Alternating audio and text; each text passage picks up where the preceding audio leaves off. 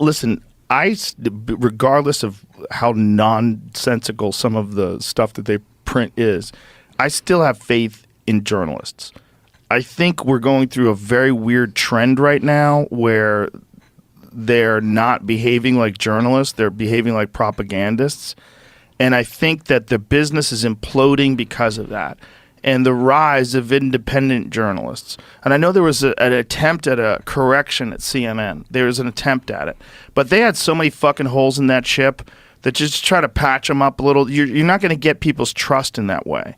And I don't think it was effective, so it wasn't effective in terms of the amount of people that were watching, and there's no dynamic personalities that people appreciate and respect and really, really trust that are on the air. It's simply talking heads that you're familiar with.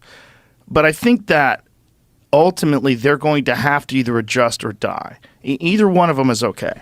Because if they die, then you have independent journalists that do have the respect and the admiration of people because they put their neck out there and they've said things that are controversial and difficult, and they've made these points from a well-articulated place of an actual understanding of the issues and not ideological. So when you're seeing something like the New York Times post things that are clearly ideological, Rolling Stones lost the plot.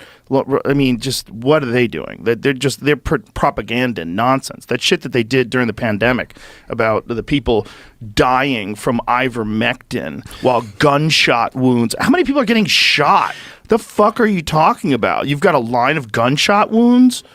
Is that what you're showing me? And then you're showing me a photograph, which is a stock photo of a completely different time of the year where people are wearing winter jackets. You fuckheads.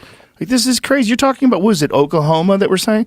Oklahoma in the summer and people were wearing parkas? Like, fuck you. How are you real? How are you real? How are you real while the DarkHorse Podcast exists? How are you real? It's because people, they're not quite ready to jump ship yet, but they're fucking close. And so you've seen the New York Times and the LA Times just fired a shitload of people. Sports Illustrated, there's all these organizations that are just fucked now because the media, corporate media, you don't want to call it mainstream anymore because it's not as big. It's really not. The real mainstream is online. And corporate media is fucking imploding.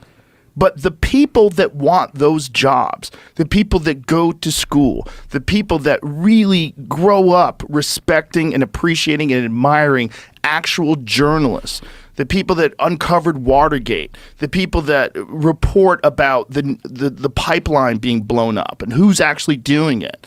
You know, when you get real, like, kids that are growing up right now that are listening to this, people that are in college right now that recognize the true value of journalism, they're going to get out into the world, and some of them are going to make it, and they're going to show the way. And it's the only way for those businesses to survive. You can't survive as a propagandist while X exists. You cannot, because you're going to be exposed. You might work for the boomers, but guess what? They're going to die. They don't have much time left, especially if they take your fucking medical advice.